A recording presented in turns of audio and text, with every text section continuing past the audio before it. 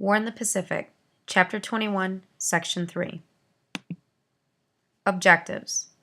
Describe the defeat of Allied forces in the Philippines and the Bataan Death March. Analyze how the Allies turned the tide of war in the Pacific. Discuss the atomic bombing of Hiroshima and Nagasaki. The Philippines. Under the command of General Douglas MacArthur, American and Filipino troops withdrew to the Bataan Peninsula. Fearing that Australia would be attacked by Japan, President Roosevelt commanded MacArthur to withdraw to Australia to organize a defense. April of 1942, over 70,000 American and Filipino troops left behind were forced to surrender. The POWs were marched 60 miles to a prison camp. Setting the stage. The sun beat down. I thought only of bringing my feet up, putting them down, bringing them up. A great many of the prisoners reached the end of their endurance. The dropouts fell by the hundreds in the road. There was a crack of a pistol. There was another shot and more shots, and I knew that straggling along behind us was a cleanup squad of Japanese killing their helpless victims.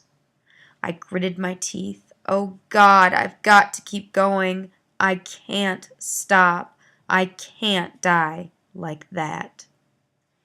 Sidney Stewart, Give Us This Day. This link will take you to a World War II in the Pacific animated geography series on ClassZone.com by McDougall Littell Publishers. Please click on the Guadalcanal to see a YouTube video on the Allied advance during the war. By early 1945, the Allies began bombing Japan. To step up the campaign, however, they needed bases closer to the main islands from which to mount round-the-clock bombing raids. They chose the small Japanese islands of Iwo Jima and Okinawa. In February of 1945, U.S. Marines invaded Iwo Jima. In April, they invaded Okinawa. The Japanese considered Iwo Jima and Okinawa part of their home islands and therefore sacred territory. Consequently, they defended the islands more fiercely than they had any other during the war. The Allies had to fight hard for every inch they took.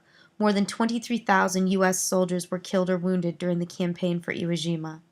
In late February, American soldiers planted the U.S. flag at the top of the island's Mount Suribachi. This signaled their victory, though fighting continued for several days afterward. In the several months it took the U.S. Marines to conquer both islands, more than 18,000 Americans died in the brutal campaign. Japanese death exceeded 120,000.